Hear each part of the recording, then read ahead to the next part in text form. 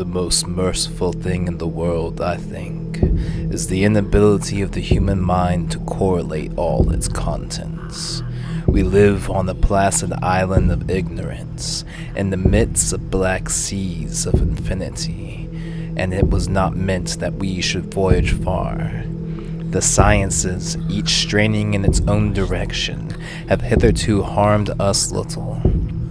But someday, the piecing together of disassociated knowledge will open up such terrifying vistas of reality and our frightful position therein, that we shall either go mad from the revelation or flee from the deadly light into the peace and safety of a new dark age.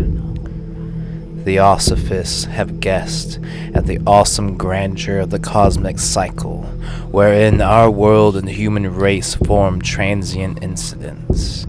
But it is not from them that there came the single glimpse of forbidden eons, which chills me when I think of it, and maddens me when I dream of it. Only poetry or madness could do justice to the noises heard on through the black morass, toward the red glare and muffled drums. There are vocal qualities peculiar to men, and vocal qualities peculiar to beasts, and it is terrible to hear the one when the source should yield the other. Animal fury and orgiastic license here whip themselves to demonic heights by howls and squawking ecstasies that tore and reverberated through those nighted woods like pestilential tempests from the gulfs of hell. Now and then, the less organized ululation would cease, and for what seemed a well-drilled chorus of hoarse voices would rise and sing-song chant that hideous phrase or ritual.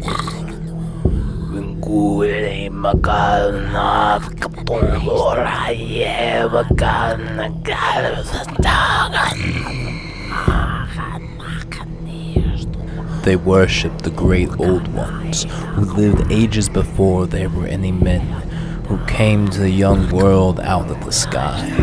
The great old ones were gone now, inside the earth and under the sea, but their dead bodies had told their secrets in their dreams to the first men, who formed a cult which had never died.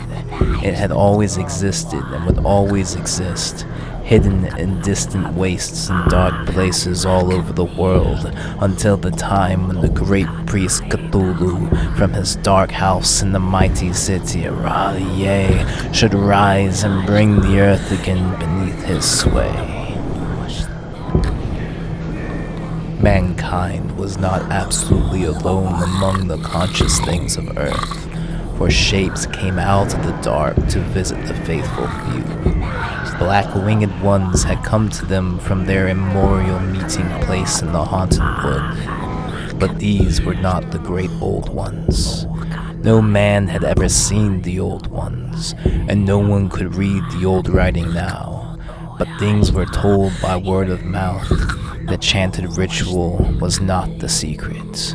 The chant meant only this: in his house at Raleigh, dead Cthulhu waits dreaming. When the stars were right, they could plunge from world to world through the sky, but when the stars were wrong, they could not live. But although they no longer lived, they would never really die. They lay in stone houses in their great city of Raleigh, preserved by the spells of mighty Cthulhu for a glorious resurrection when the stars and earth might once more be ready for them. But at that time, some force from outside must serve to liberate their bodies. They could only lie awake in the dark and think whilst uncounted millions of years rolled by.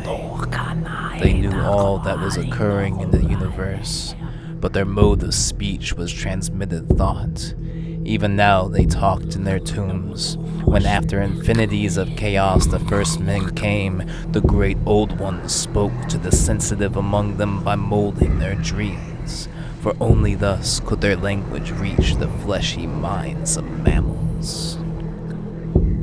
The first men formed a cult that would never die, till the secret priest would take great Cthulhu from his tomb to revive his subjects and resume his rule over the earth.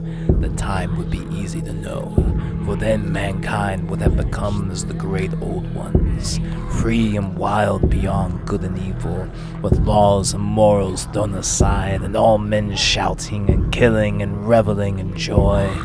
Then the liberated old ones would teach them new ways to shout and kill and revel and enjoy themselves, and all the earth would flame with a holocaust of ecstasy and freedom.